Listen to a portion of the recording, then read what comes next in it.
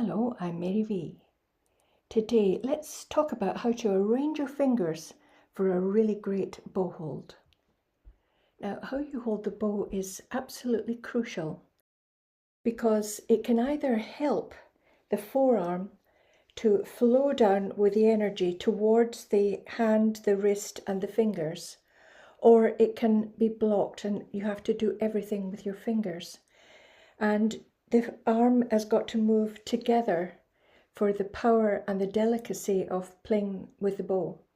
So the bow hold needs to give us the ability to play with great delicacy and lightness and also with great power. And the key to it is the way that you arrange your fingers so that you can have the power and delicacy and help that the forearm gives you, that flows down, the energy flows down, the forearm affects the wrist, the hand, and the fingers. And a lot of people miss out on that because they're holding the bow by the fingertips like this. And that gives the fingers far too much to do, and you can really feel when you waggle the bow just how difficult it is and how heavy it is and how much the fourth finger sort of has to do. And there's not much control feeling. So what to do about that?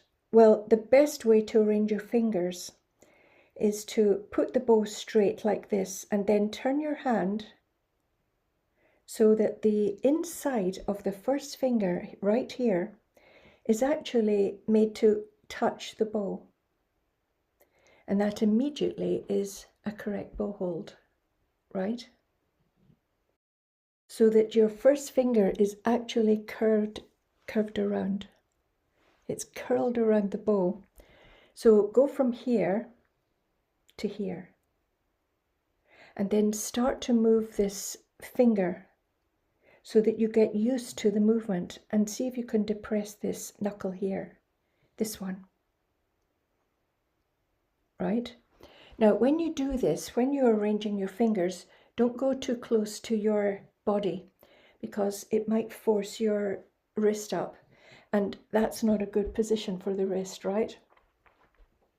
So just go out so that you can arrange at a distance so that you can start to feel the connection between the forearm and the fingers.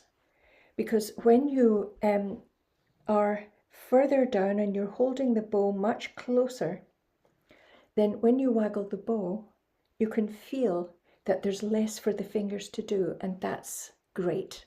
All they have to do is sort of follow what the wrist is doing, really, right?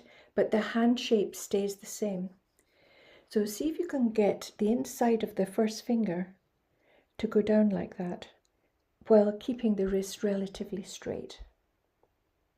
Now, once you do that and you lift up a little bit, you'll realize it's much easier to have control of the bow when your first finger is wrapped around the bow and your hand is flatter as opposed to this, right? It's very, very difficult to control things at the heel when you're sort of suspending the hand and it's all facing down like that. But when it's flatter, you've got this power in your first finger. When you come up to the heel, the wrist can come up a little bit, and at the point the wrist changes shape. But crucially, the hand doesn't change shape. The hand just follows the wrist, really. Don't allow your forearm to get low, because what that does is raise the wrist, and the forearm doesn't help you at all, and most of the work has to be done by the fingers in order to change smoothly. Whereas if you keep your forearm quite high, then the hand is suspended and the forearm does most of the work. Notice my hand isn't changing shape.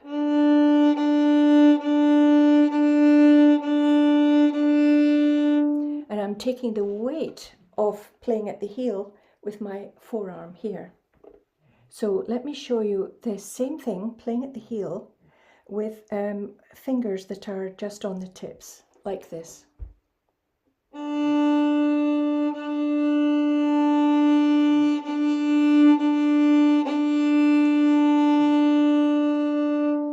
had to work very, very hard to control the bow because the fingers had far too much to do. They were holding too much weight.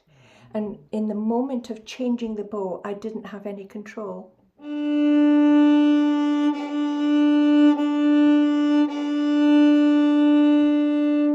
Whereas if I bring my fingers down like that and curl my first finger around the bow,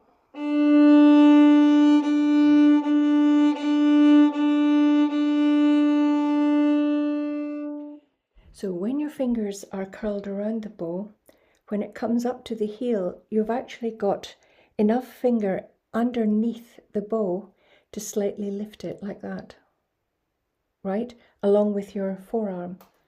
So the first two fingers, in fact, are sort of lifting the weight of the bow. Now you can't do that extra little lift if you're holding with the fingertips like that.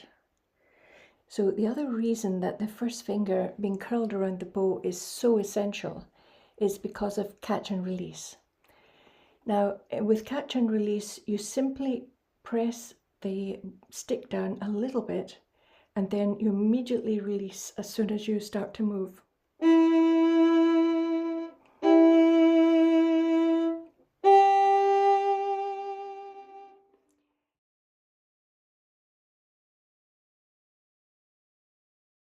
So when you want to play loudly, you can straighten your finger, it brings a bit more power.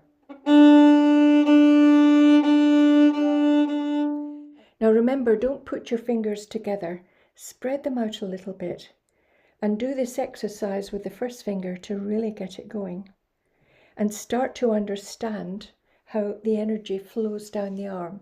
So by doing that and this, you're really disadvantaging yourself a lot. But by doing this and this with the higher arm and the first finger, you've got all the advantages. So touch is everything with bowing.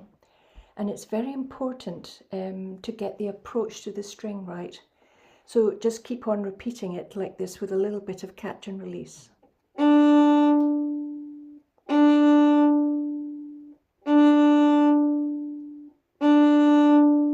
then with the up bow.